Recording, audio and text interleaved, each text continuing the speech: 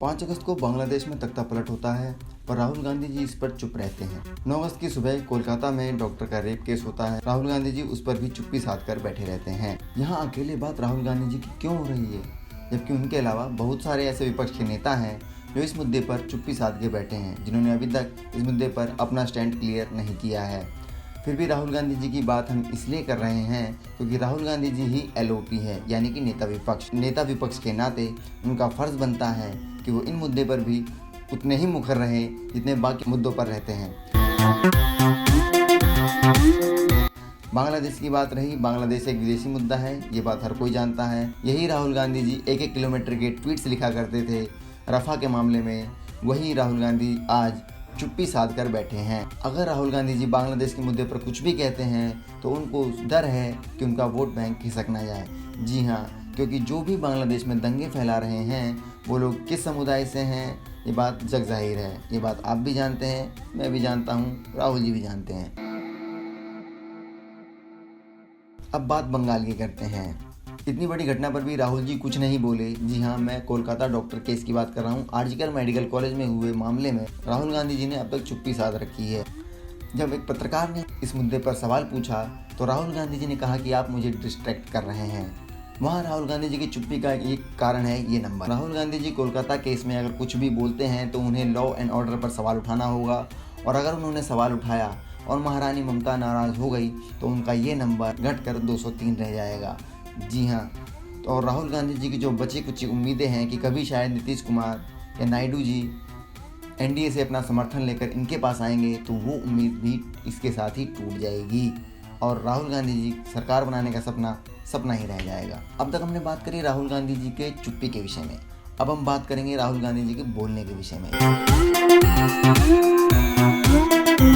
हाल ही में राहुल गांधी जी ने डंके की चोट पर एक बात कही कि उन्होंने मिस इंडिया की लिस्ट चेक करी है, उसमें कोई भी SC, ST और OBC नहीं है। एक पहले क्या होगा, वो बॉलीवुड की बात करेंगे, वहां पे डांस करा दिखेगा, उसमें भी हाथ को कोई 90% का नहीं मिलने वाला, कोई नहीं मिलेगा। मैंने चेक किया भाई, मैंने लिस्ट निकाली है, मैंने मिस इंडिया की लिस्ट निकाली, कहा ठीक है देखते हैं।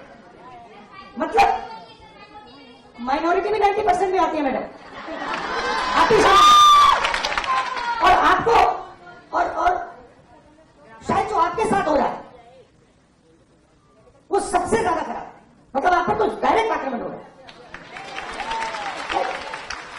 अगर आप भी 90% में है तो मैंने लिस्ट निकाली मिस इंडिया के, मैंने कहा भैया इसमें तो होगा, मतलब एक दलित महिला तो होगी, एक आदिवासी महिला तो होगी ना दलित है, ना आदिवासी, ना ओबीसी, कोई नहीं। तो डांस गाना चलेगा वहां पे, कोई क्रिकेट की बात करेगा, कोई बॉलीवुड की बात होगी, किसानों की बात नहीं होगी, मजदूरों की बात नहीं होगी। आपने कभी मीडिया में मोची का इंटरव्यू देखा है? बस मेरे चैनल पे आ रहा है। ना ही कोई माइनॉरिटी। तो राहुल गांधी जी ये बात सरासर मंच पर खड़े होकर झूठ बोल रहे हैं। उस लिस्ट में 1-2 नहीं, कुल मिलाकर 24 अल्पसंख्यक है, और उसमें SC, ST, OBC के हम आपको उदाहरण भी देंगे कौन कौन SC, ST और OBC है। राहुल जी ऐश्वर्या राय OBC हैं, रियाइका आदिवासी हैं, निहारिका सिंह दलित हैं। ये तीनों ही मिस इंडिया बन चुकी हैं और ये तीनों वहाँ पर अपने टैलेंट से पहुँची है, अपनी मेहनत से पहुँची है। वहाँ पर एक किसी ने उनकी जाति के विषय में नहीं पूछा। कृपया अपने स्वार्थ के चक्कर में और अपनी राजनीति के चक्कर में आप समाज को बांटना बंद करें। अब देखिए राहुल जी का फरेब। राहुल जी जिस मंच पर खड़े होकर ये भाषण दे रहे थे, उस मंच पर राहुल जी के अलावा कुछ लोग और भी थे जो राहुल जी के स्वागत में आए थे। उनके नाम मैं आपको बताता हूँ जो कांग्रेस की इस ट्वीट में लिखा हुआ है। जी हाँ, उनके नाम है अविनाश पांडे, अजय राय, प्रमोद तिवारी, आराधना मिश्रा और राजेश तिवारी।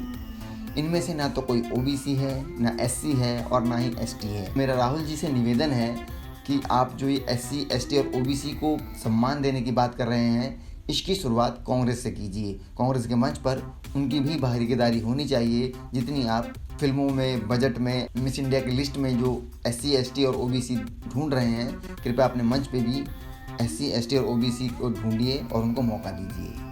धन्यवाद। वीडियो अगर आपको अच्छी लगी हो तो कृपया लाइक और सब्सक्राइब जरूर करें। आगे हम इससे बेहतर कंटेंट बनाने का प्रयास करेंगे। अगर आपके मन में कोई विचार हैं तो कृपया उसको प्रकट कीजिए और कमेंट के माध्यम से हम तक पहुंचाइए। नमस्कार।